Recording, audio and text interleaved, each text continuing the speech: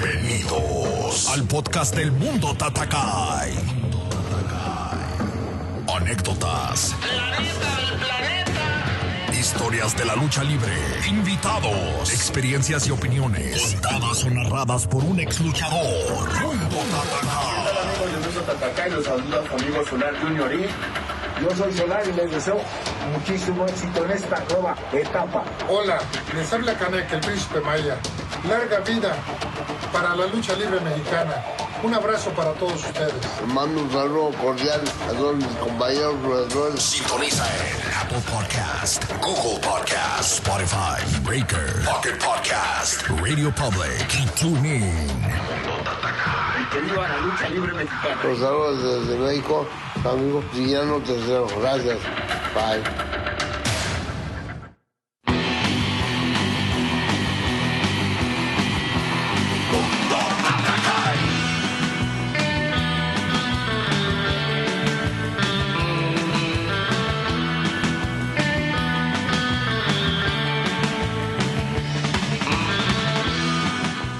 Señoras y señores, sean todos bienvenidos al Mundo Tatakai, el mundo de la lucha libre, y hoy les saludamos en un episodio más de este subprograma de lucha libre donde traemos experiencias, donde traemos todas las cosas que a ustedes les gustan. Como ya pudieron ver en el título, pues hoy tenemos un gran invitado, un invitado que tiene muchos años en esto, que tiene la mejor experiencia, de las mejores voces que se han dado en la narración de la lucha libre, entre otros deportes, pero todos lo conocemos por sus narraciones en la lucha libre. Así que vamos a tener una muy buena plática con él, y pues saludándolos a ustedes que siempre nos acompañan aquí en todos los episodios, muy contentos de que nos escuchen, muy contentos de que nos compartan. También vamos a estar hablando de la rifa de este Día del Niño con los Alvarado. Te puedes ganar una máscara original firma autografiada por Psycho Clown y la otra por Robin. Así que vamos a estar hablando de eso también. Tenemos un muy buen programa. Bienvenidos si es la primera vez que estás aquí. Si no, pues muchas gracias por seguir acompañándonos cada lunes con los temas de la lucha libre. Saludos y comenzamos.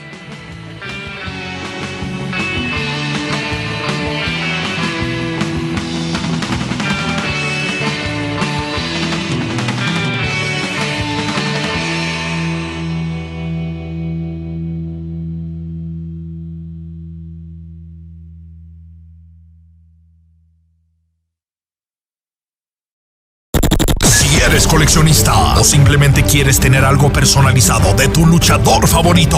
Esta es tu oportunidad. Tododelucha.com. Tododelucha.com. Este es el sitio donde puedes obtener todos los artículos originales de tu luchador favorito. Máscaras, playeras, sudaderas, monos de peluche, juguetes, tazas y mucho más. Todos los artículos son firmados y dedicados con su respectivo video de saludo. Una gran colección de luchadores como Hijo de Fishman, Canek Jr., Hijo de Octagón, Huracán Ramírez Jr., Máscara Sagrada Jr., Hijo de Máscara Sagrada, Emperador Azteca, Galeno del Mal, Bandido, Ciclón Ramírez Jr., Hija de Gatúbela, Hijo de Dr. Wagner Jr., Alas de Oro, Alas de Plata, Halcón Negro Jr., Fuerza Guerrera Nueva Generación y muchos más. Envíos nacionales e internacionales. Colecciona ya. Tododelucha.com. Tododelucha.com.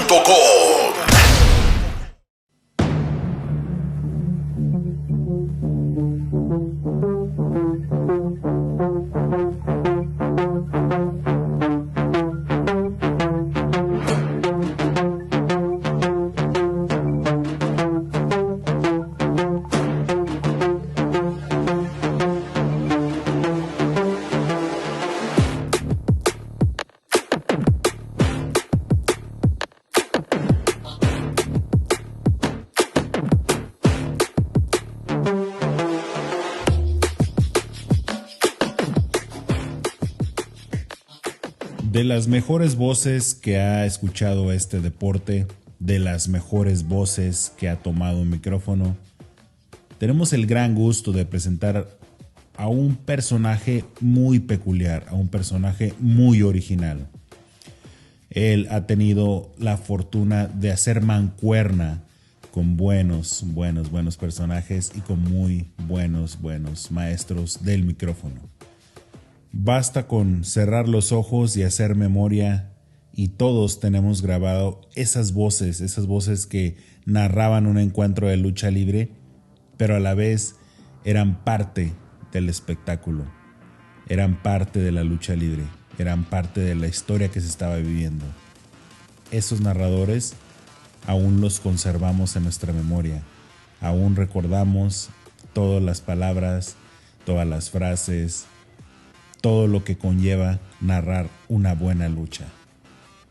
Hoy tenemos el gran honor de tener con nosotros a una persona que sin duda ya marcó la historia de la lucha libre. Así que tenemos el gran gusto de tener con nosotros al señor Leo Magadán. ¿Cómo estamos, maestro? Hola, ¿qué tal? Un saludo muy especial a toda la afición de la lucha libre que nos escucha en las diversas ciudades y países del orbe, del mundo. Un saludo muy especial a todos ellos, en especial a los que gustan de la lucha de los rudísimos de 5 estrellas. Claro que sí, maestro, bienvenido. Y primeramente pues queremos agradecerle que se tome el tiempo de platicar un rato con nosotros para que la gente escuche más, conozca más sobre usted. Así que muchas gracias por estar aquí. No, muchas gracias a ti, Adrián, que eres uno de los impulsores de este deporte, de la lucha libre. Qué bueno que no quitas el dedo del renglón y que sigues apoyando este movimiento llamado lucha libre profesional, que yo creo que después de la pandemia va a volver a resurgir como el ave fénix. Esperamos que sí sea pronto. Ya ahorita ya se ve un poco más de actividad en la lucha libre y pues esperamos que muy pronto vuelva a estar como la conocíamos antes de la pandemia. Así que pues ojalá se dé, porque pues a todos nos despierta esa gran pasión este deporte, ¿no? Eso es certísimo, es un deporte que congrega todas las pasiones y que es el punto de unión entre lo que es lo deportivo, lo estético y lo fantástico. Claro que sí, maestro. Pues vamos a empezar con la primera pregunta. ¿A qué edad usted descubre la lucha libre? Tenemos el dato que no era fan de la lucha libre, no le gustaba la lucha libre, pero ¿cuándo es cuando se da cuenta que existe un deporte llamado lucha libre? Bueno, desde que era yo un niño, unos 5 o 6 años, por ahí así, veía las películas de Santo el Enmascarado de Plata, ¿no? Que tenía cruentas luchas contra los marcianos, contra las momias, contra personajes horribles que nos hacían temblar. En ese momento yo empecé a tener conciencia de lo que era la lucha libre, con un personaje que, como te decía, yo en lo personal pensaba que era imaginario, que pertenecía a la ficción, ¿no? Como Batman, como Superman, en fin, como toda esa gente.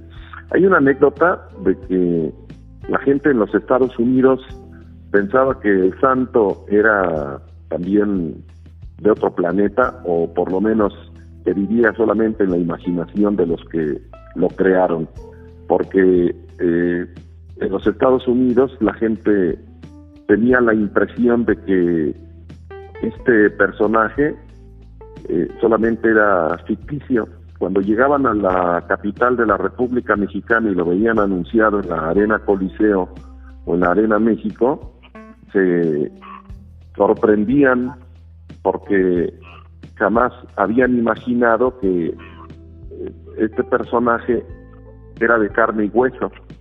Iban a verlo a la arena y le decían: oiga, ¿lo puedo tocar? Porque yo la verdad pensaba que usted no existía. Y el santo se reía muchísimo de eso. Fíjate que el santo es de esos personajes que son dignos de una telenovela, de una bioserie o de una película, porque él usaba unos lentes de fondo de botella, como decimos aquí en México, unos lentes gruesos, que eran como de maestro rural, ¿no? Esos maestros de escuelas en los pueblitos, y la gente jamás imaginaba, jamás sospechaba que él era luchador profesional. O sea, él viajaban anteriormente en camionetas, él se bajaba 1 kilómetro antes, unas 10 cuadras antes de llegar al hotel, y se iba caminando, y como usaba esos lentes, tú podías incluso chocar con él y jamás sospecharías que habías chocado con el máximo ídolo de la afición mexicana. Son de esos momentos, de esos detalles que de verdad te dejan con la boca abierta, ¿no? Incluso le decían el profe de cariño, precisamente, no porque fuera, no por sus habilidades en la lucha libre, sino porque parecía auténticamente un profesor de escuela primaria. Sí, claro que sí. De hecho, sí teníamos el dato de que por eso le decían profesor, porque sí parecía un profesor de verdad. Sí. Incluso hay otras anécdotas donde cuando les iba mal a los promotores, el santo decía, ¿sabes qué? Págale a los muchachos, tú y yo después nos arreglamos. Le decía a los promotores en un acto de gran corazón. Sí, claro que sí. Fíjese que esa anécdota ya la teníamos porque tuvimos de invitado al señor matemático, al señor Rudy, al matemático, y él nos contó que una vez hizo una función y empezó a llover muy fuerte, no cayó mucha gente y fue el santo, y el santo le dijo, págales a ellos, tú y yo después nos arreglamos. Así que sí era así el señor, pero sí nos contó esa anécdota el don Rudy García, sí, claro, el matemático. Claro, y estás hablando también de otro personajazo de la lucha libre como es el matemático. Un hombre, ¿tú sabías que era cirquero, el matemático, antes de dedicarse a la lucha libre? Sí, claro que sí. Fíjese que él nos contó cuáles fueron sus inicios, y pues ahorita estamos muy contentos porque lo vamos a tener aquí el 16 de mayo para hacerle un reconocimiento en vida al señor Rudy García, el matemático, aquí en Denver, Colorado. Qué padre, porque sí se lo merece. Él es sobrino del Huracán Ramírez, que es otra de las grandes leyendas de la lucha libre profesional mexicana, y ya pertenecen a esos luchadores de clase mundial. En alguna ocasión su tío Huracán Ramírez necesitaba que le enseñara algunos saltos porque iba a hacer una película, y entonces fueron al gimnasio, y el matemático le enseñó la técnica, ¿no?, de cómo saltar, cómo hacer acrobacias, de tal manera que pues en el gimnasio se convirtió en un espectáculo. Imagínate aquella escena, ¿no?, donde le está enseñando al tío a dar saltos. El gimnasio de pronto deja de hacer sus actividades normales, todas las miradas, todos los ojos están en el matemático haciendo esas evoluciones que son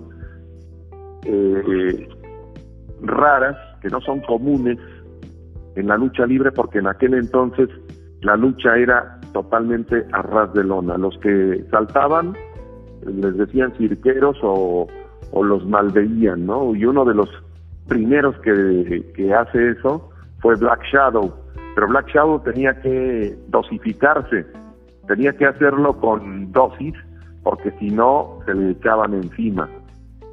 Entonces surge el matemático, y de ahí viene una gran influencia para realizar esos movimientos aéreos. Era todo un atentado contra la buena lucha, ¿no? La buena lucha, que era considerada de llaveo y contra llaveo, a ras de lona todo. Así tenía que ser, y eran luchadores fortísimos que te podían zafar un hombro o un codo con un solo movimiento. Sí, claro que sí. Y pues qué bueno, nos da gusto que podamos todavía tener con nosotros a grandes personajes como él. Ya no son muchos, pero sí podemos decir que darles el reconocimiento que se merecen en vida, ¿no? porque pues hicieron mucho por este deporte y siguen siendo unas grandes personas, así que pues nos da mucho gusto tenerlos aquí. Y otra de las preguntas que le quiero hacer es, ¿cómo llega usted a la lucha libre? Tomando en cuenta que no era fanático, no le gustaba la lucha libre y de hecho la lucha libre la tomaba como algo falso. ¿Cómo llega usted ahí a la lucha libre? Sí, para mí la lucha libre no existía como tal, ¿no? Como deporte, se me hacía algo falso. Y los movimientos de los luchadores exagerados. Entonces, yo me había aburrido de estar en Televisa Deportes, les renuncié, tenía un espíritu muy aventurero y todo el mundo me decía, ¿y de qué vas a trabajar? En menos de un mes conseguí trabajo en el espectáculo, en revistas como Teleguía, TV y Novelas, TV y Notas, y tenía mucho trabajo. Yo seguía en contacto con la televisión porque continuaba con los eventos especiales, es decir, yo trabajaba para las transmisiones de fútbol. En aquel entonces hacía para la radio, era comentarista y narrador, y para la televisión era comentarista en cancha. De tal manera que un día me encuentro a Fernando Schwartz en un evento. Fernando Schwartz, para los que no conocen, era el jefe de deportes de Televisa, y me dice, oye, están haciendo casting para lucha libre. Le digo, para lucha libre, están pagando bien. Y entonces, como que resonó en mi mente lo monetario, dije, caray. Incluso el signo de peso se dibujó en mis ojos, de tal manera que dije, bueno, ¿y cómo está el rollo? Pero sí sabes de lucha libre, me vuelve a preguntar. Sí, ¿cómo no? Sí sé, claro que sí sé. A partir de ese momento empecé a saber de lucha libre, ¿no? Sí sabes de llaves y contra llaves y todo eso. Sí, claro. Yo no sabía absolutamente nada. Pero dije, bueno, pues vamos a la aventura, ¿no? De tal manera que me citaron un martes a las 6:30. El evento empezaba a 7:30 en la Arena Coliseo de Perú 77, en el centro histórico. Llego, me presento, bueno, más bien me reporto con el productor, a quien ya conocía. Me dice, vas a narrar la primera y la segunda. Checo en el programa, no conocía a nadie absolutamente, ni siquiera de los de la estrella, ¿eh? O sea, con eso te estoy diciendo todo. Mucho menos a los de la primera y la segunda, ¿no? Que son los abridores. Uh-huh. O sea, sus nombres, yo decía, bueno, a ver si me dice algo, algún nombre. No, ninguno. Pues ni modo, dije. Vamos a lo que te truje, Chencha. Me encuentro a un compañero que en aquel entonces estaba ahí, estaba sentado checando algunos datos de llaves y me dice, ¿vas a hacer tú una de las pruebas de los castings? Sí, claro. ¿Y conoces de llaveo? Sí. Y me replica, porque si no sabes de llaves, ¿qué vas a narrar? Dije, ay, caray, pues sí, tiene razón. Lo que yo intuí de alguna manera fue que trataba como de intimidarme, ¿no? Uh-huh. Total que dije, bueno, pues si no sé de llaveo, ¿qué hago aquí? Imagínate esa tempestad mental, ¿no? Conforme se iba acercando la hora de empezar a narrar, de hacer la prueba, pues yo empezaba a sentir mucho más nerviosismo, inquietud y ganas de salirme corriendo por la puerta trasera y después buscar un mejor pretexto para justificar lo que pasó. Pues me amarré el cinturón, me amarré bien los pantalones para que no pasara nada Y vino el conteo fatal, ya sabes, para los que no han estado en la televisión, te dan un conteo, una cuenta regresiva de 5 hacia 0, y en esos momentos mi corazón palpitaba como burro sin mecate. Y empecé a narrar, o sea, cuando yo escuché 5, 4, 3, 2, 1, vas al aire. En ese momento, mi corazón estaba que no me permitía articular ninguna palabra, pero empecé con la tranquilidad o con una aparente tranquilidad y empecé diciendo: ¿qué tal, amigos? ¿Cómo les va? Bienvenidos a la Coliseo de Perú 77, centro histórico de la capital de la República Mexicana, en el continente americano, planeta Tierra. Somos terrícolas y tenemos un mensaje ultra secreto. La emoción está aquí, en México, ciudad capital. Entonces fui ganando tiempo con esas frases, con esos recursos, o con esas muletillas, como quieran llamarle, pero yo fui ganando tiempo. ¿El problema cuál era, Adrián? El problema era que si yo decía algún nombre y no era, me quemaba. Si yo decía alguna llave, o inventaba alguna llave, que sabía muy pocas, ¿no? Sabía muy pocas llaves, pero si yo decía alguna y no era, me quemaba. Entonces, era como una implosión en mí, ¿no? De que de pronto sentía que volaba en pedazos. Pues empezaron las acciones. Afortunadamente en esa lucha, los abridores, los luchadores que abrían la función, empezaron con sus vuelos, y ahí fue cuando me empecé a dar yo vuelo también, ¿no? Porque entonces decía yo: miren, esta flecha humeante se va quemando en el ambiente, no va quemando la atmósfera terrestre y llega al corazón de su rival y lo abre como los aztecas, al estilo de los aztecas que abrían el corazón de sus enemigos de batalla y se los ofrecían a los dioses. Entonces, todo eso, toda esa imaginación todavía se exacerbaba, se hacía más grande con el nerviosismo, a tal grado de que llegó un momento en que parecía que estaba yo drogado o que tenía pacto con el diablo, no sé. Parecía como que estaba yo en un inter, ¿no? Entre los dioses, atrapado en esa oración, ¿no? A los dioses. Finalmente termina la primera, eran relevos sencillos, lo que significa que eran 2 contra 2. Le dice el promotor: ok, vamos con la siguiente. Veo el programa, la siguiente eran 3 contra 3, no manches, dije, no inventes. Ahora son 6, eran relevos australianos. Pues ni modo, me la aventé de la misma manera. Ya no te cuento los detalles porque fue exactamente el mismo cuadro, la misma perspectiva y la misma técnica enfocada para narrar la lucha libre.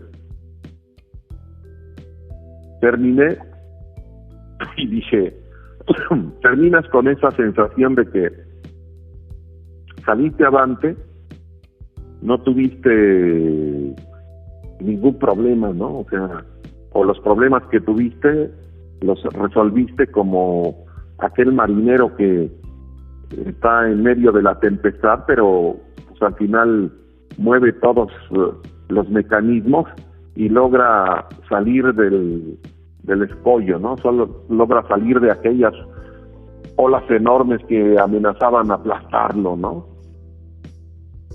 A la semana siguiente llego con Fernando Schwartz y le digo: oye, Fer, yo tratando de justificarme o de pedir una disculpa. No, siéntate. Oye, Fer, es que mira, que no sé qué, que... No, espérame tantito, primero voy a hablar yo. Dije, chingo, ya. Me va a decir que fue un fiasco, ¿no?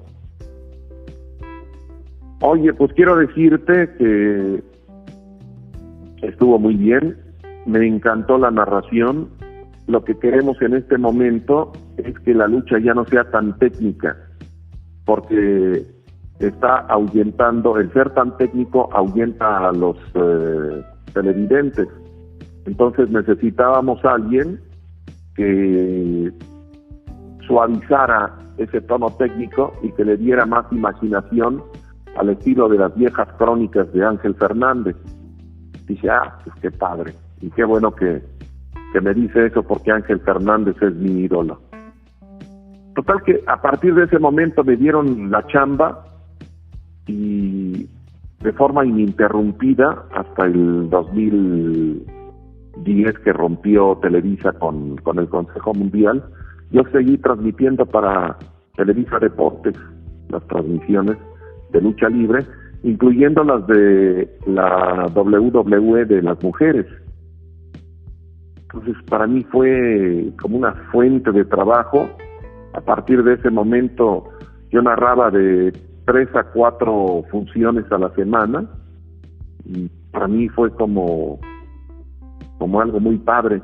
Cuando vino el boom, cuando entra Místico y viene el boom de la lucha libre, yo no me daba abasto. Y fue una época de mucha abundancia en la lucha libre profesional. Y hasta el momento sigo transmitiendo para el Consejo Mundial de Lucha Libre y para otras empresas. Wow, la verdad, qué historia, maestro, qué historia, qué suerte de que usted manejó, en vez de entrar en pánico, manejó todo de esa forma y pues aún sigue, ¿no? Aquí están los resultados. Pero mencionaba usted algo del boom de Místico. Ese era algún tema que le quería preguntar también. ¿Cómo nos puede describir usted el boom de Místico? Muchos sabemos a qué se refieren con el boom, el último boom de la lucha libre, pero mucha gente no. A usted que le tocó vivir literalmente al lado de él todo ese boom, porque definitivamente vino a cambiar clases sociales, vino a hacer muchas cosas que no se habían hecho desde mucho antes. Pero a usted que le tocó vivirlo junto con él, ¿cómo lo puede describir?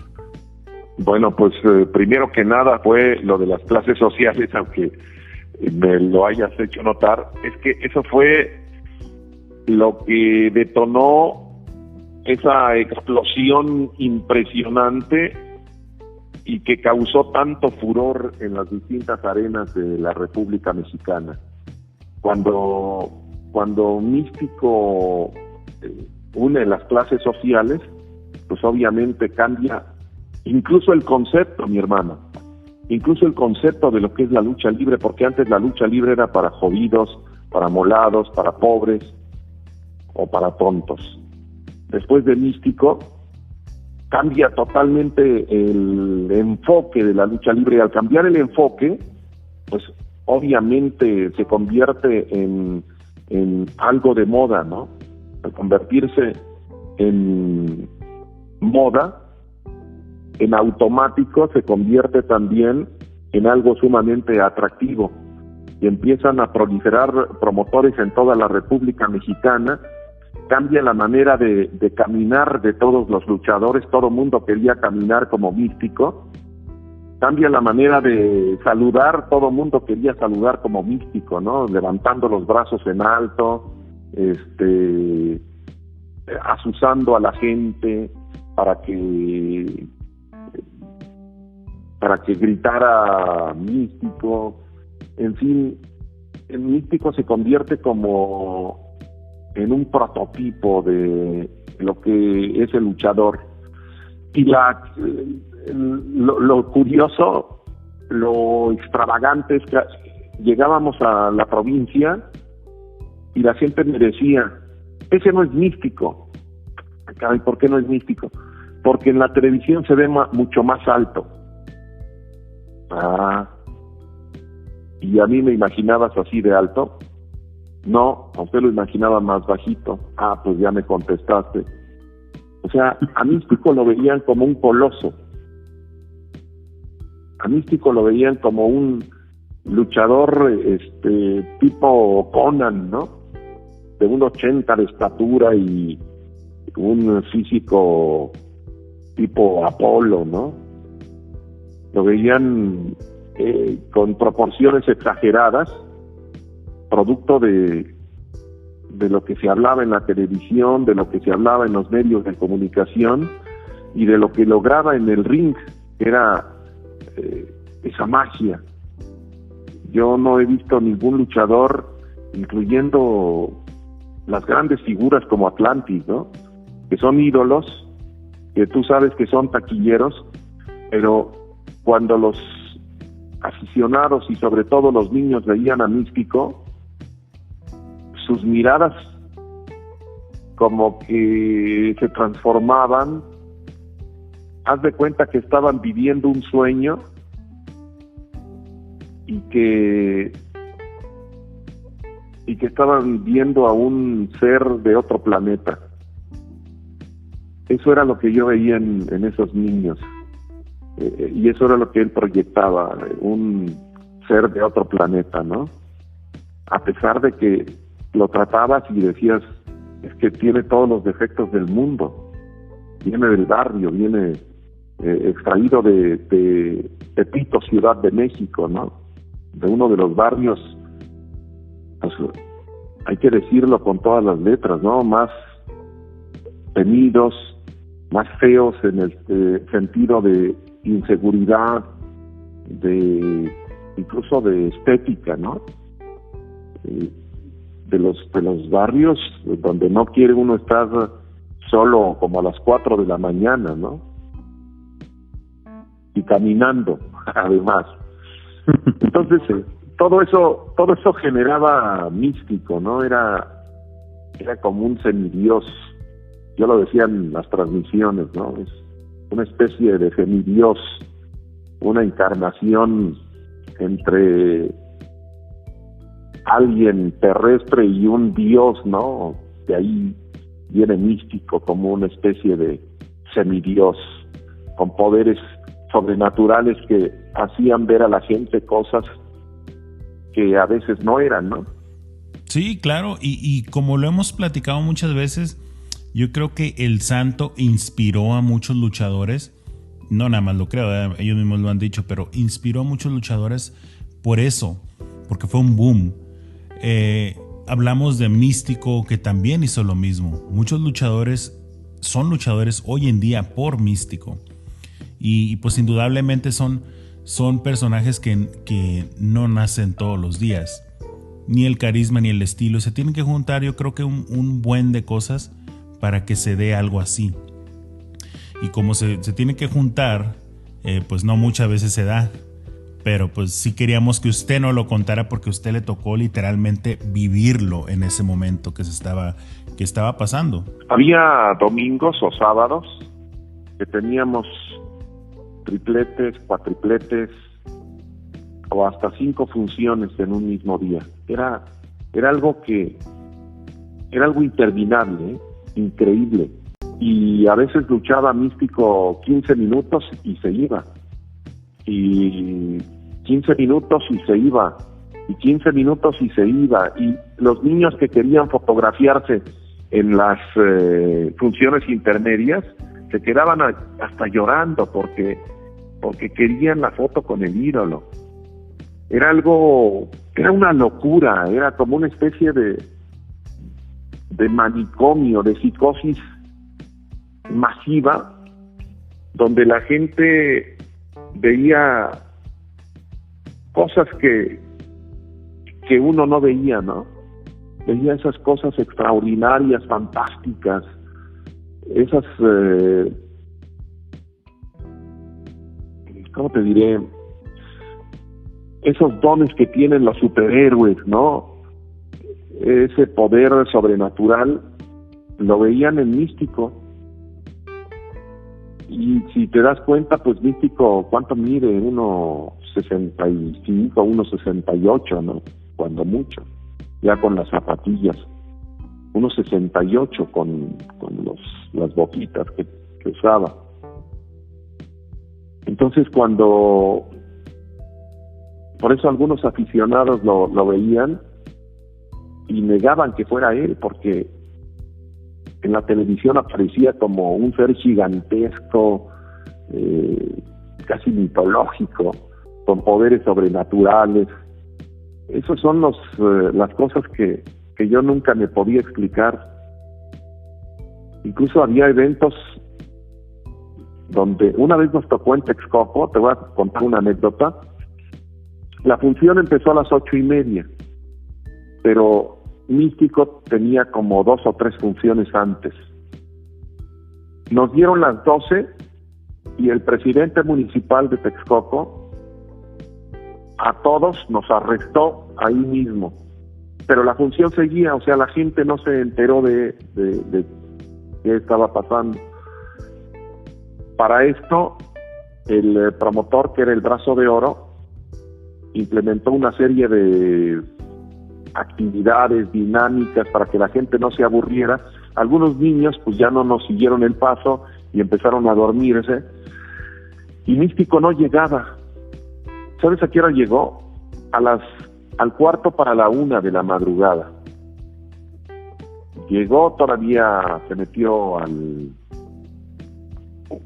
vestidor, estuvo ahí como 5 minutos. Para esto yo los anuncié como 20 veces para que ya salieran. Salió después de 5 minutos y todo el rollo, empezó la algarabía. Los niños que estaban dormidos se despertaron, los niños que estaban despiertos empezaron a gritar con mucha alegría, el ambiente se armó bonito, etcétera, etcétera. Terminamos a la 1:20. Y fue una de las noches más trágicas que te puedas imaginar, porque sí sentíamos el odio del presidente municipal, porque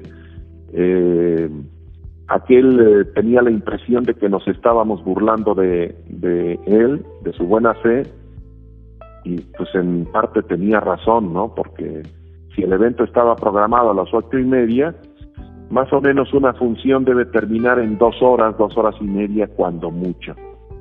Era la 1:30 y no podíamos. Era la 1:20 y estábamos terminando apenas.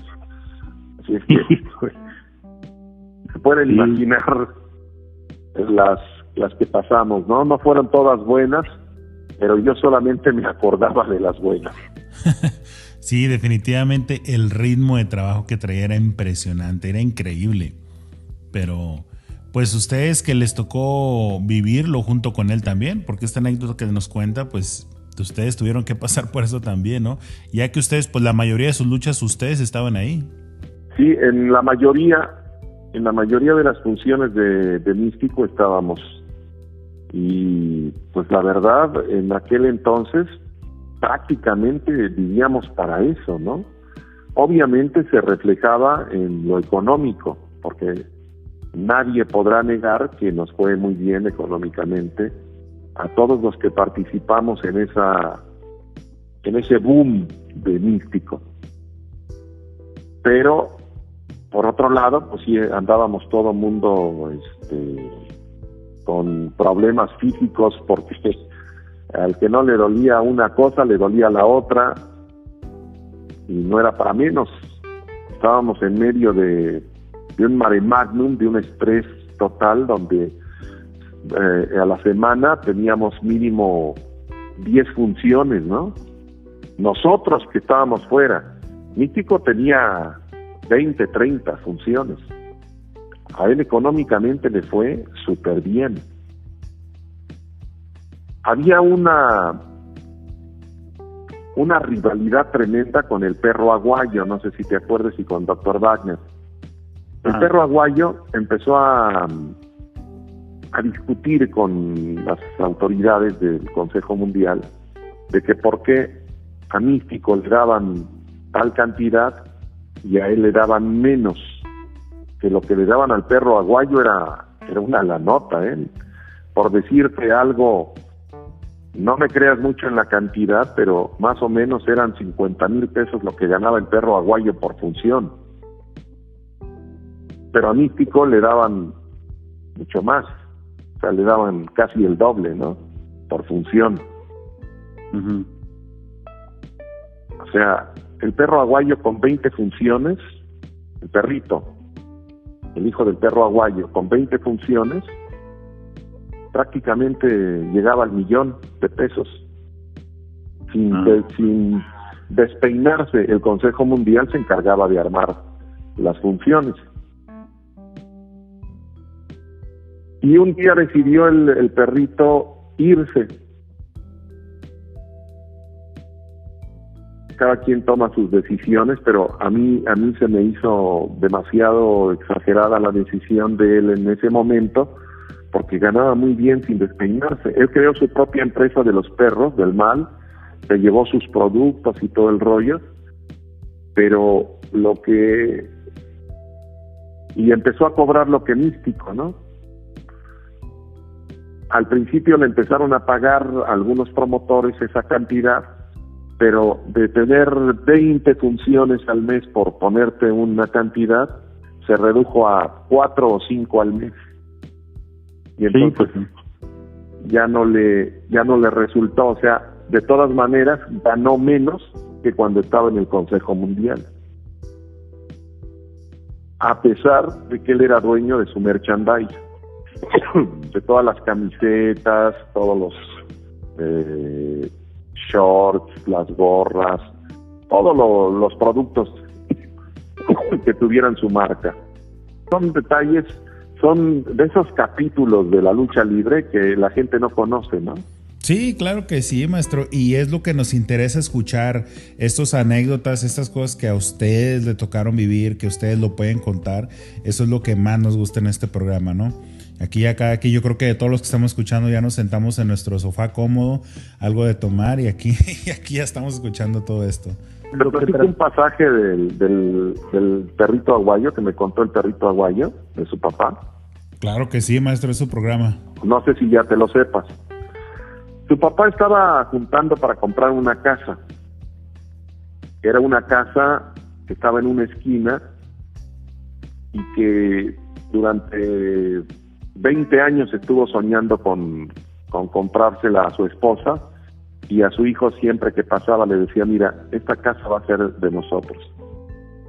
La casa costaba $1,000,000 de aquel entonces. Estamos hablando de la década de los 70, principios de los 80.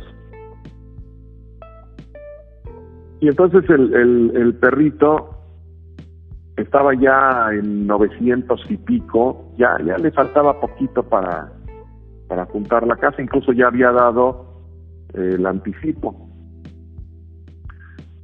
Y de pronto empieza una rivalidad con el japonés Hamada. ¿Te acuerdas que vino a México Hamada? Hamada era un chaparrito muy humilde, muy respetuoso, muy disciplinado, pero era un arte marcialista con todas las letras. Era un cuate que conocía el jiu-jitsu y que conocía el karate y las artes marciales.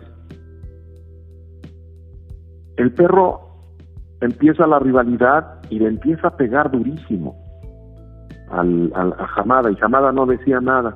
Así lo tuvo de pilar a poste como unas 4 o 5 luchas. En una de esas luchas, en la última lucha, el perro le da una felpa a Hamada y Hamada se voltea y le da un patadón y lo lastima. El perro aguayo estuvo como 1 año en el hospital, se tuvo que retirar 1 año. Todos sus ahorros, todo lo que iban a adjudicar para la casa, todo lo que estaba dedicado a esa casa, de los sueños del perro aguayo, fue dedicado a hospitales, tratamientos, medicinas y demás. Con eso te digo todo, y el perrito me lo contaba con las lágrimas en los ojos. Es uno de esos pasajes de la lucha libre que también la gente no lo sabe, ¿no? Se sabe más bien lo que pasa arriba del ring, arriba del cuadrilátero, pero esas batallas, esas tempestades de la vida real pocas veces se dan a conocer. Se quedó sin dinero, se quedó sin casa y se quedó lesionado con grandes deudas, ¿no? Porque además hubo amigos que le tuvieron que prestar dinero porque se quedó con una mano adelante y otra atrás. Wow, no, pues como lo menciona usted, no son cosas que pasan y que la gente no sabe. Yo definitivamente no sabía de esta anécdota, nunca me la contó nadie, pero pues son cosas que pasan, ¿no? Muchas veces hablamos de que en la lucha libre todo es bonito y no pasa de lesiones, pero no sabemos todo lo que hay detrás de, y definitivamente pues tenerlo a usted aquí que nos lo cuente, pues es un honor, si me entiendes, es un honor a escucharlo, es un honor ver todo esto que pasa en la lucha libre, que muchas veces o hasta cierto punto pues son cosas injustas, pero es parte de, ¿no? Es parte de este deporte. Pero así es la vida, ¿no? O sea, es parte de la vida.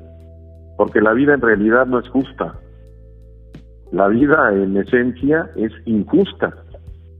Ese es el concepto de la vida.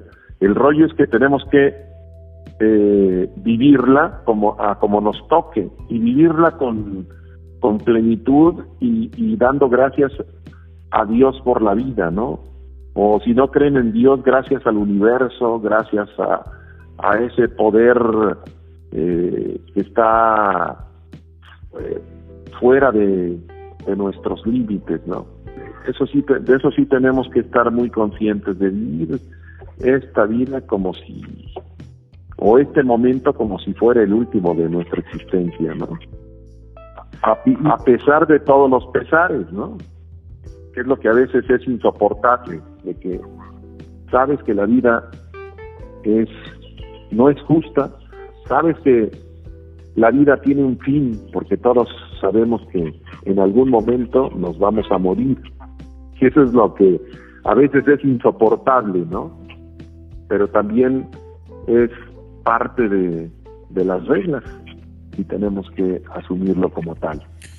Sí, claro que sí, maestro, tiene toda la razón y toda la sabiduría para hablar así, porque pues así es esto, ¿no? Y no estamos hablando solamente del deporte, sino de la vida, así es, y aquí lo importante es como siempre lo decimos, ¿no? No tanto es disfrutar llegar a la meta, sino disfrutar el camino hacia la meta, porque pues como dice usted, no es justa la vida, pero hay que disfrutar lo que hacemos al 100%. Pero otra cosa que le quiero preguntar es de una lucha que también le tocó vivir. Estamos hablando de la gran lucha, Máscara contra Máscara, Villano Tercero y Atlantis. Pues es una de las grandes. Todos sabemos los números, lo que pasó, pero ¿qué nos puede contar de lo que usted vivió ese día, de esa gran lucha? Ok, ese día fue un día muy especial. Nosotros teníamos dos tipos de uniforme.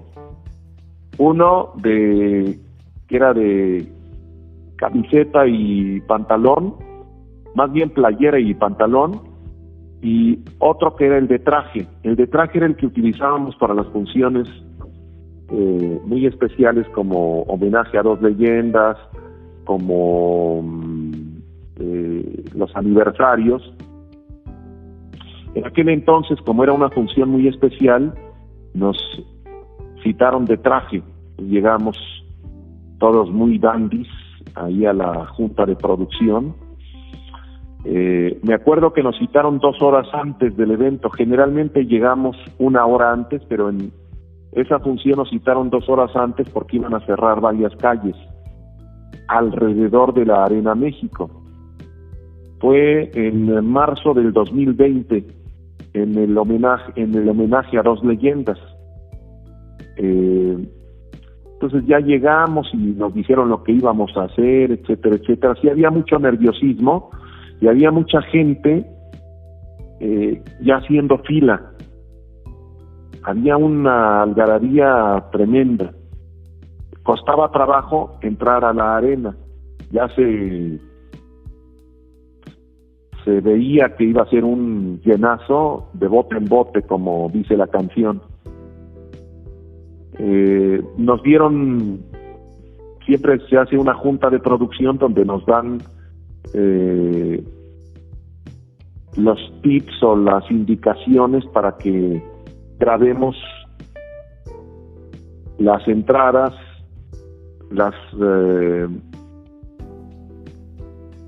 pues sobre todo las entradas, ¿no? Las presentaciones del evento. Hicimos las presentaciones, empezaron a entrar la gente. Llegó un momento en que se convirtió en un auténtico tapete multicolor la Arena México. Era algo impresionante. La Arena México tiene una capacidad de más de 17,000 aficionados que juntos te arman una escandalera marca Llorarás. Cuando llegamos al palco, ya estaba la arena casi llena. Llegamos a las 8:15, a las 8:30 empezaría la función. Empieza la función a las 8:30 y ya no nos escuchábamos el doctor y yo. Era algo impresionante, como un fantasma que no te permite escuchar bien. Ya no escuchábamos bien y le decíamos a cada momento al del audio que le subiera porque no escuchábamos. Era mucha la escandalera de la gente. Para esto tuvimos que narrar, no me acuerdo si fueron 4 o 5 luchas, antes de la lucha estelar, de Máscara contra Máscara, de Atlantis contra Villano Tercero. Cuando llegamos a la lucha estelar, ya casi no teníamos garganta, nos sentíamos así como entre afónicos, roncos y adoloridos de la garganta. Empezamos a narrar, pero ya no nos escuchábamos nada. Si antes escuchábamos un leve sonido, ahora ya no escuchábamos absolutamente nada.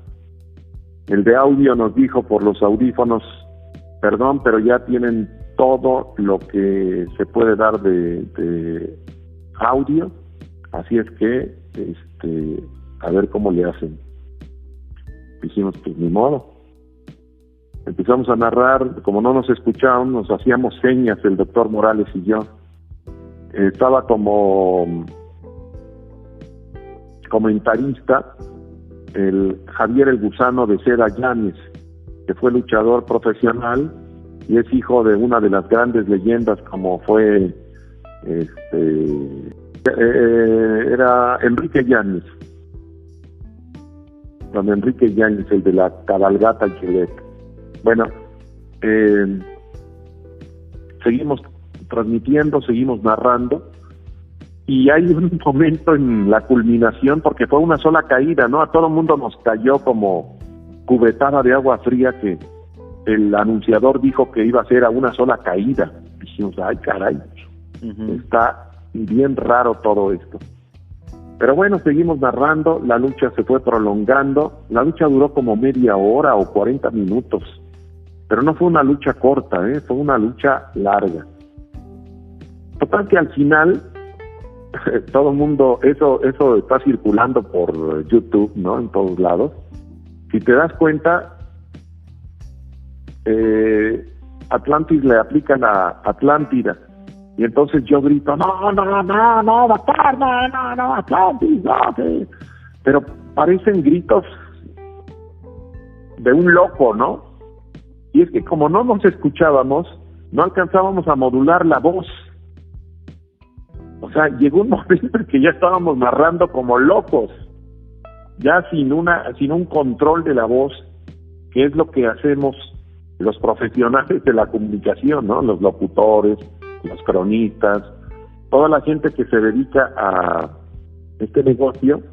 Tenemos como una especie de modulador de voz, ¿no? Que le subes y le bajas como si fuera un radio, pero como no escuchas,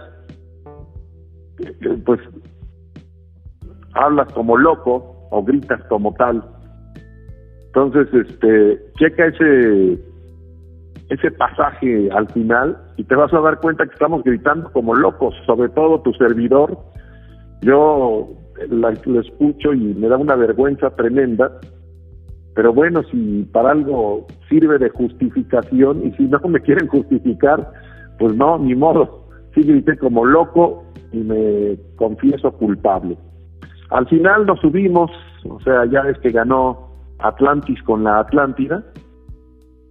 El Maya hasta saltó hacia atrás y se cayó, la parafernalia, los efectos especiales. Total que nos subimos el doctor y yo. A mí me toca entrevistar al villano tercero, que fue el perdedor, y al doctor Morales le toca entrevistar a Atlantis. Entonces, a mí me mandaron micrófonos primero porque en cualquier momento cortaban la transmisión. Entonces había que entrevistar al perdedor, había que preguntarle su nombre, que las cámaras hicieran el close-up de el momento en que se quita la máscara, porque es un momento histórico en la lucha libre.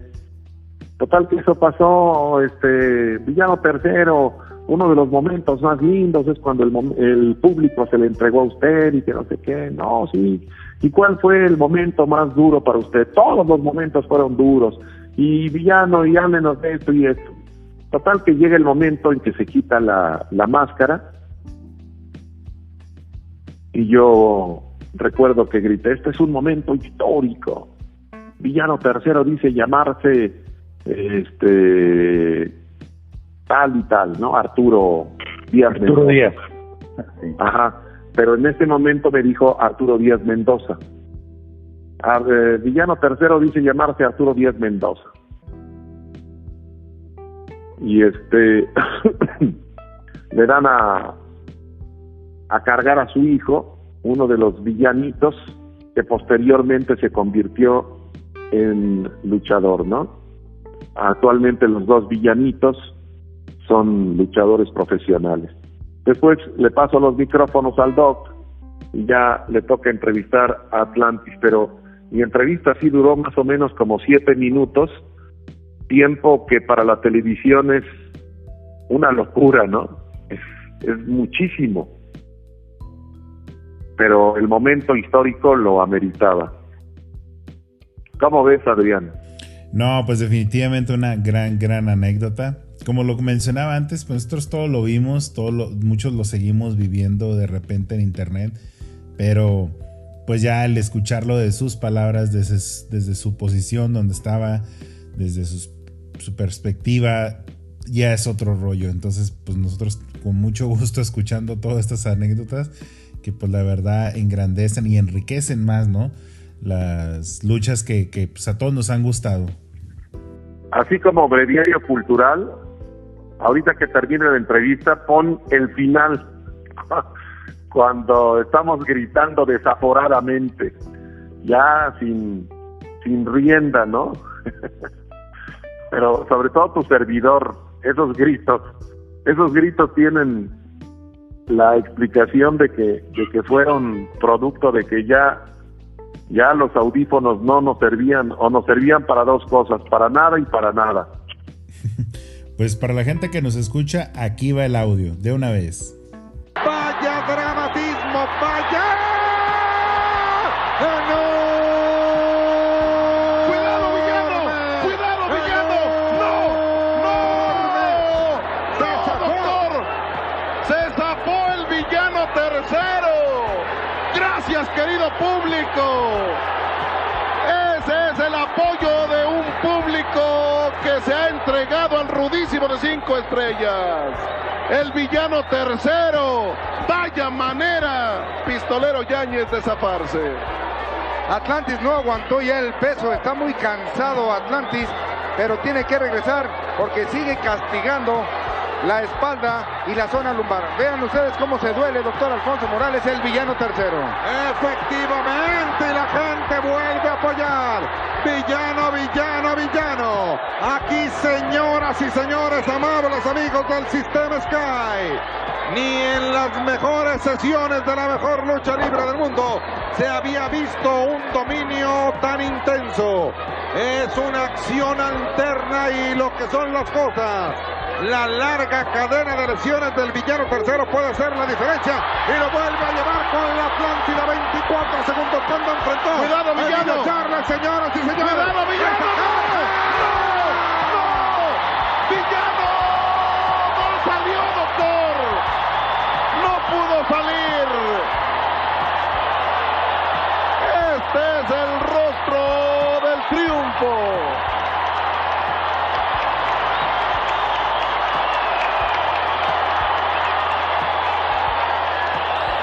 Definitivamente, pues lo volvemos a escuchar, lo volvemos a vivir.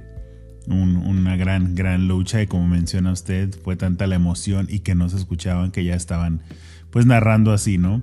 Y yo creo que pues un suceso de estos ya no se repite, así como se dio como con el auge que levantó esperamos que sí, y esperemos que sí, por el bien de la lucha libre, pero pues yo lo veo muy difícil, ¿no? De que se repita algo así como máscara contra máscara entre Villano Tercero y Atlantis. Claro que sí, Adrián, y sobre todo porque tanto el Villano Tercero como Atlantis llegaban en plenitud de facultades, ¿no?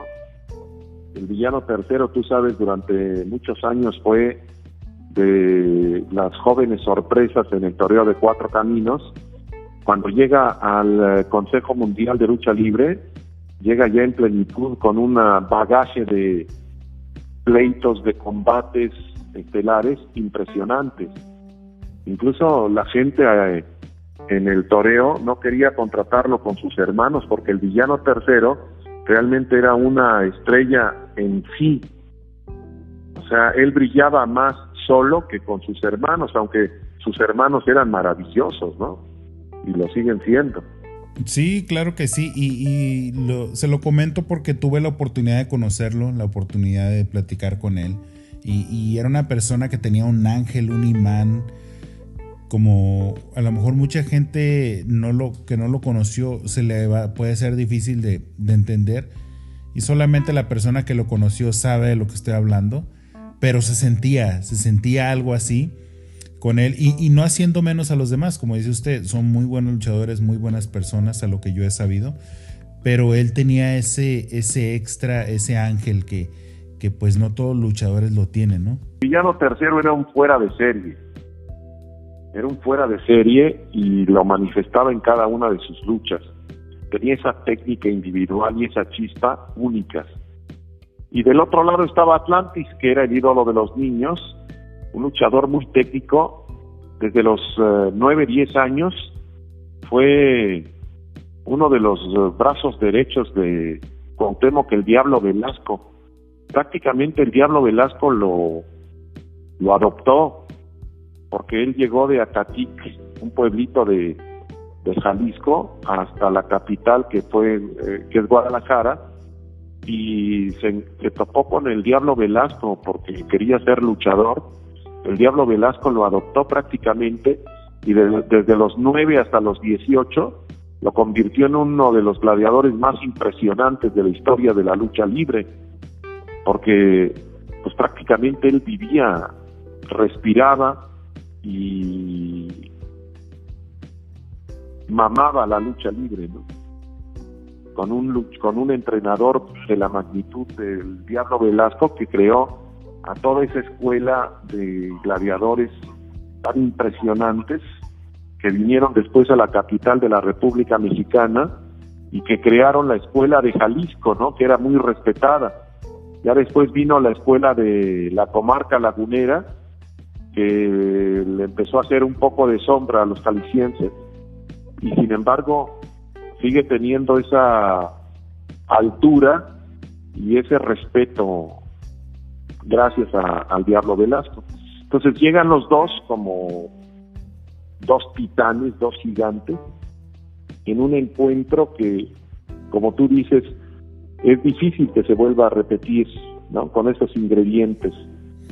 Sí, claro. Y hablando sobre este tema, lo que le estaba comentando hace rato, usted que le ha tocado ver a muchos luchadores de cerca, arriba, abajo del ring, muchos en sus vidas personales, a usted le ha tocado convivir con ellos. ¿Usted qué piensa que les hace falta a los luchadores de hoy en día o qué les sobra a los luchadores de hoy en día para que no se den este tipo de, como lo dice usted, de encuentros, pero con esos ingredientes, ¿no? ¿Qué para usted qué les falta o qué les sobra a los luchadores de hoy en día?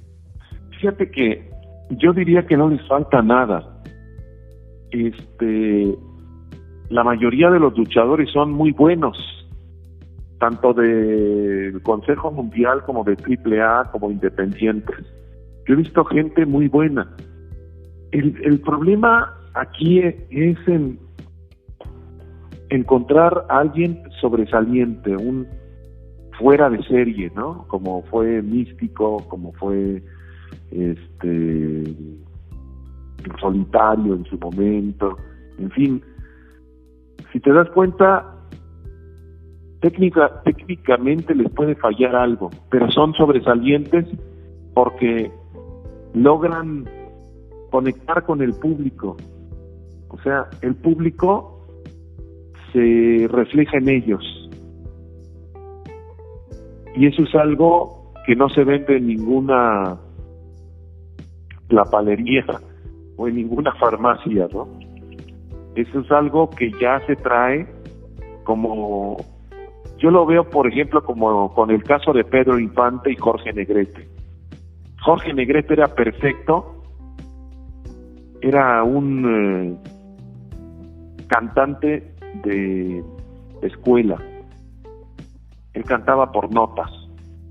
Y Pedro Infante tenía muchos errores en cuanto al encuadre, en cuanto a algunas cosas, ¿no? Técnicas.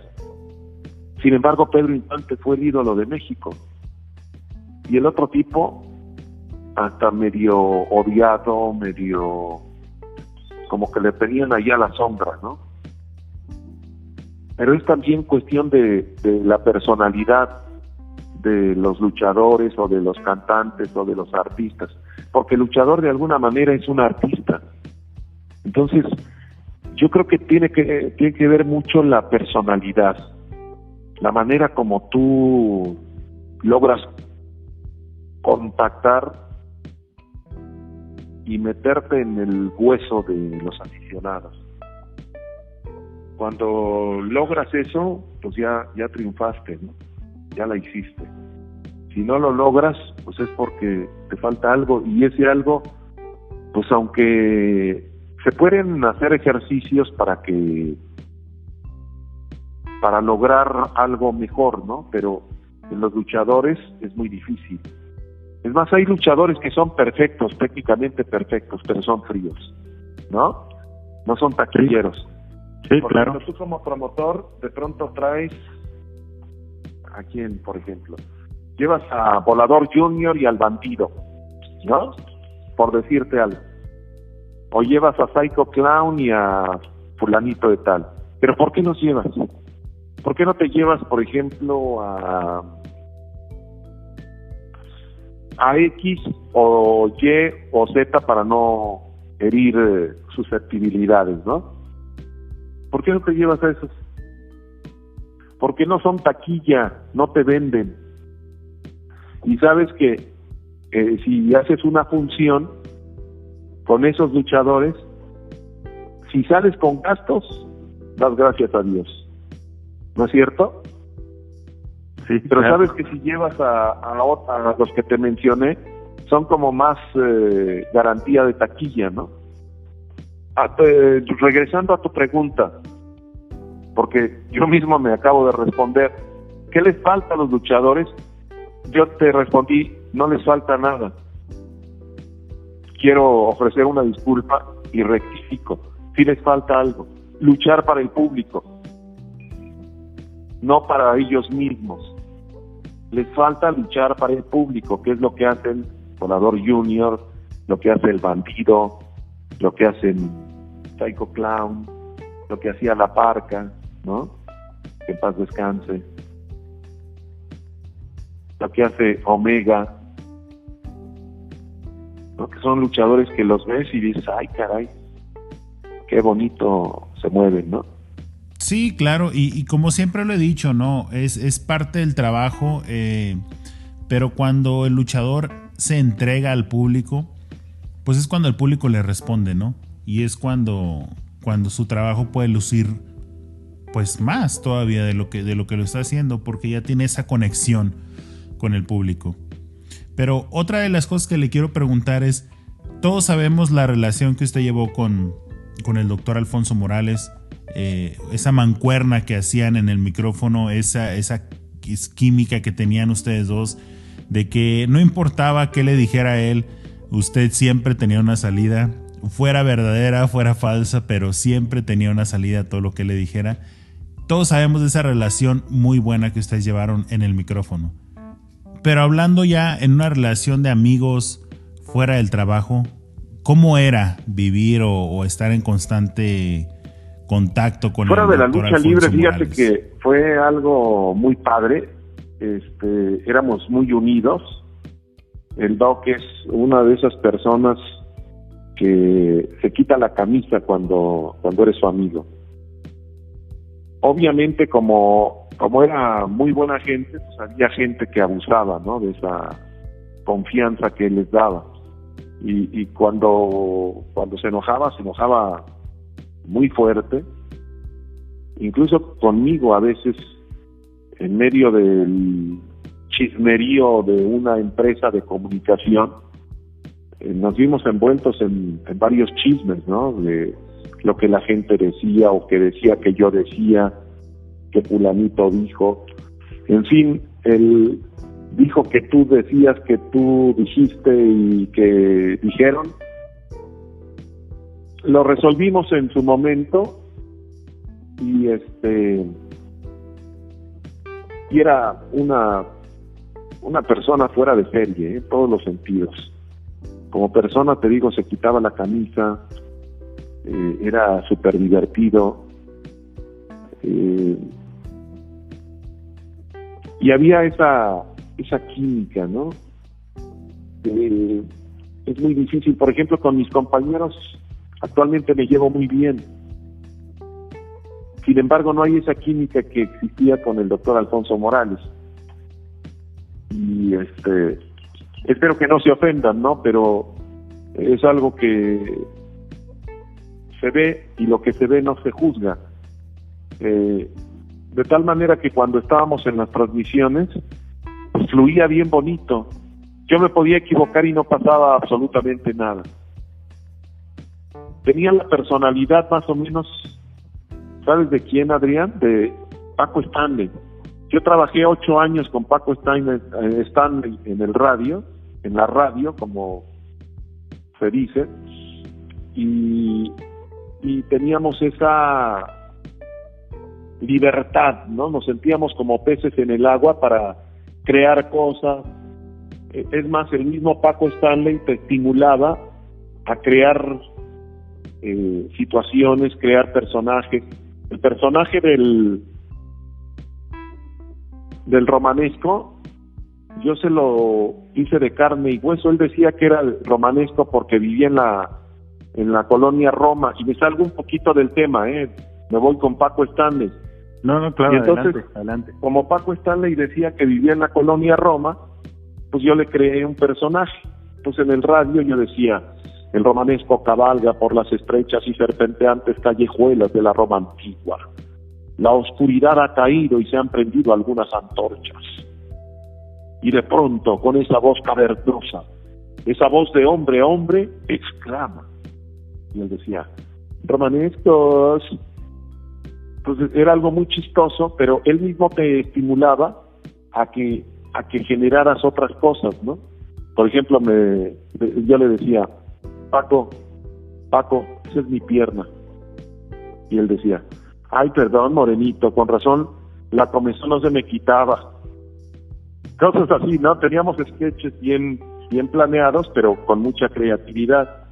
Con el doctor Morales pasó lo mismo. O sea, me encontré una personalidad así ganadora, de esos tipos que son conocidos y reconocidos por la gente, queridos por la afición, y me sentí como pez en el agua. Entonces el mismo doctor me daba palos me asusaba, ¿no? Para que no me quedara en mi zona de confort. Me empezaba a fustigar con cosas como: esa fue falta, Magarán, mira, que no sé qué, no. Y entonces yo tenía que reaccionar a la velocidad del láser, porque si no, él me comía. O sea, me decía: fue falta. ¿Cuál falta, doctor? Mira, lo estamos viendo en la repetición. No, esa repetición ya la editó el productor. Y entonces hasta el productor le daba risa, ¿no? De que yo le decía: no, eso ya está editado. O mira, nada más, le está arrancando la máscara. Sí, doctor, no te espantes, sí le está arrancando la máscara. ¿Y? ¿Cómo que y? Es falta. No, doctor, lo está ayudando a respirar. En lugar de que le agradezca, y me decía: qué bárbaro, Magarán, pero eres mala persona, pero sabes que hay un Dios. Y todos esos detalles, bueno, iban sumando puntos, porque el rating iba subiendo, ¿no? Sí, claro que sí, esa famosa frase de qué bárbaro, Magadán, pues ya es inmortal, la verdad. Yo lo he escuchado en muchos lados. Sí, ¿verdad? Incluso me encontré el otro día que hay una página, ¿no? Hay una página en internet que no tiene que ver con la lucha libre, que se llama Qué bárbaro, Magadán. ¿No la has visto tú? No, la verdad no la he visto, pero le cuento algo así rapidito. El año pasado que tuvimos nuestro aniversario, hicimos un video porque nos mandaron muchos saludos. Y uno de los saludos que nos mandaron fue un estandopero, un comediante, se le puede llamar estandopero, que es Alexis El Ojitos de Huevo. Y empieza a hablar y a decir, a mandar los saludos, y lo dice: aquí tenemos topes, lances, y todo lo demás. Qué bárbaro, Magadán, qué bárbaro. Y hasta él usa su frase. O sea, la frase ya es inmortal, literalmente. Sí, fíjate que mucha gente. El otro día me encontré con un restaurantero, un señor que emprendió un nuevo negocio, puso un restaurante, pero trabajaba antes en Sabritas. Y me dice que en la fábrica todo el mundo te saludaba, ¿qué onda, Magadán? ¿Qué onda? Y alguno que otro gritaba: qué bárbaro, Magadán. Entonces, como que se quedó esa frase en la mayoría de la gente, ¿no? Sí, claro que sí. Y como le comentaba, pues ustedes hicieron una muy buena mancuerna, una muy buena pareja en la narración. Y todos nosotros pues tenemos la suerte de poder todavía disfrutar de todo eso.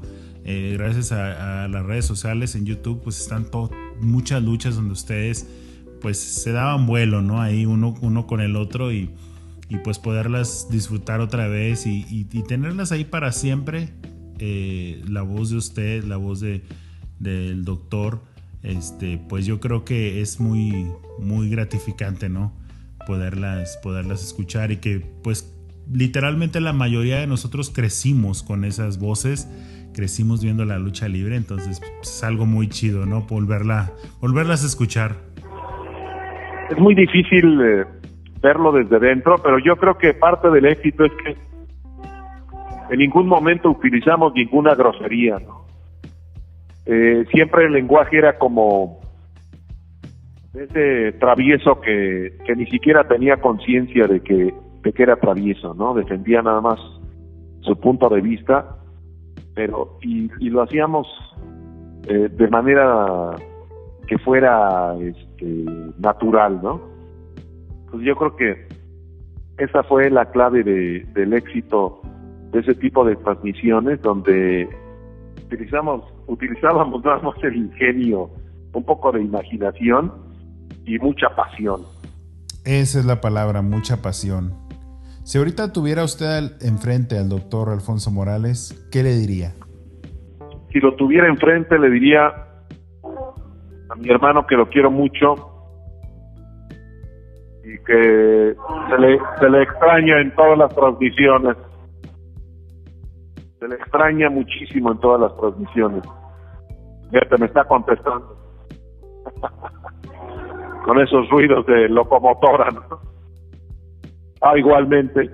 No, pues que lo extraño muchísimo, y yo creo que al igual que yo, todo el público de la lucha libre profesional y del boxeo, a los que le dedicó todas.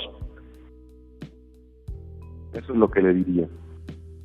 Pues sí, maestro. Pues le vamos a agradecer su tiempo, estos minutos que la verdad nos prestó, nos regaló. Valen oro estos minutos porque nos cuenta anécdotas que sería imposible saber o escucharlas de otro lado, de otro punto de vista, así como usted las cuenta. Entonces para nosotros es un gusto tenerlo aquí, ya que personas como usted le ponen pasión, tienen pasión por este deporte, pero le ponen ese toque humano, ese toque que muchas veces a nosotros nos levanta el ánimo, que muchas veces a nosotros nos emociona con simplemente escuchar todo lo que usted tiene que decir. Así que pues es un honor, ha sido un honor y como mucha gente no lo sabe, pero vamos a estar trabajando juntos en próximas semanas y me gustaría mucho que usted también siguiera deleitándonos primero con su voz, con su estilo, pero más que nada con esa pasión para este deporte por muchos años más. Así que pues le vamos a agradecer ese poquito tiempo que nos dio, que para nosotros pues como lo dije anteriormente vale oro. Muchas gracias a ti, Adrián, porque también eres una persona que ama apasionadamente este deporte. Gracias por el tiempo que me diste. La verdad se me hizo como si hubiéramos platicado solamente un minuto. Se me fue el tiempo como agua. Y gracias por permitirme recordar todas estas anécdotas que ya forman parte de la historia.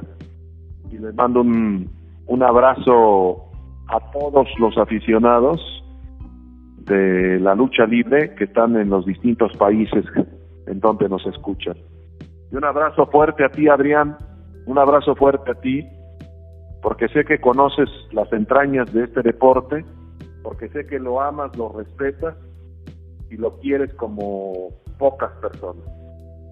Pues aquí es lo que tratamos de hacer, maestro. Tratamos de darle ese lado humano a la lucha libre porque sabemos lo que hay detrás sabemos todas las cosas bellas que hay en este deporte y nos interesa que la gente conozca ese lado de la lucha libre. Así que pues le agradecemos su tiempo otra vez, porque es para nosotros algo muy especial tener a personas con tanta experiencia, con tantas anécdotas y con tanta pasión a este deporte. No, hombre, muchas gracias y espero que no sea la última vez. Así es que no es un adiós, sino hasta pronto. Claro que sí, maestro. Redes sociales, ¿dónde lo puede seguir la gente? ¿Dónde pueden estar al pendiente de sus eventos para que lo acompañen también? En el Facebook, en la página de Rudísimo de 5 estrellas, 7 suelas y Gran Turismo. Pues hacemos la gran invitación para la gente que quiera seguirlo, para que vean sus eventos, dónde va a estar, vayan, lo saluden, se tomen la foto con él. Ahí está la invitación. Esperamos que pronto lo podamos ver en un evento, ya que deseamos de que ya esté al 100% la lucha libre en su actividad, pero por lo pronto pues ya va agarrando vuelo, entonces ojalá que pronto sea ese día. Claro que sí, Adrián, claro que sí, esperamos que ya esto abra totalmente y lo que yo siento, lo que dicen intuiciones, que va a haber un repunte, un nuevo boom de la lucha libre. Esperemos que sí sea y que nos toque vivirlo, ¿no? Así que muchas gracias, maestro. Estamos en contacto y un abrazo. Te mando un abrazo, Adrián. Estamos en contacto.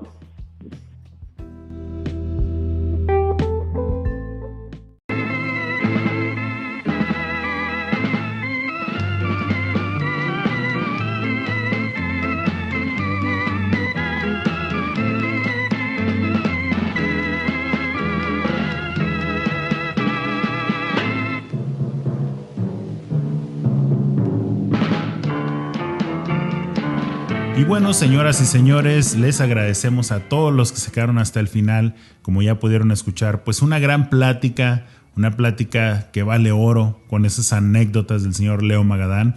Obviamente para hablar de toda su experiencia y todas sus anécdotas, pues necesitamos unos 10, 20 programas más, pero queríamos darles a conocer a ustedes tal vez cositas que no se imaginaban de él, cositas que a él le tocaron vivir con otros luchadores, así que nos dio mucho gusto de tener esa gran plática con él. Les agradecemos a todos ustedes de que siempre nos escuchen. Como ya lo habíamos mencionado, pues tenemos todavía en pie la rifa de Día del Niño con los Alvarado, que consta de que te puedes ganar una máscara de Psycho Clown, nuestro amigo Psycho Clown. Muy chida la máscara, muy buena. Mitad de Psycho Clown, mitad de Mundo Tata Kai. Y también te puedes ganar una máscara de Robin, el arquero del espacio del Consejo Mundial de Lucha Libre. Nuestro amigo Robin está participando en esto, así que muy fácil, solamente tienes que ir al video de nuestro canal de YouTube, al video de la rifa, dejar tu comentario, suscribirte al canal. En el comentario es importante de que dejen su correo electrónico, ya que serán sorteados los comentarios, así que su comentario sería sorteado y la forma de contacto sería el correo electrónico. Así que muy fácil, después compartir en Facebook y con eso están participando. Se pueden ganar unas de las dos máscaras. Si viven en la Ciudad de México, ellos personalmente se les van a entregar. Si viven en otro lado de la República o en Estados Unidos, se les enviará con su video y su saludo. Así que, pues a toda la gente que siempre nos está mandando mensajes, que siempre nos están contactando cada vez que escuchan un episodio más del podcast, muchas gracias. Esto lo hacemos primero porque amamos este deporte, segundo porque queremos dar a conocer todas las cosas tan bonitas que hay en este bello deporte. Así que muchas gracias a todos ustedes, la gente de Europa, Asia, Centro, Sudamérica, México, Estados Unidos. Un gran agradecimiento de que nos sigan escuchando. Ya 77 episodios. Así que les agradecemos a todos ustedes por su tiempo y como siempre lo decimos, larga vida para la lucha libre mexicana.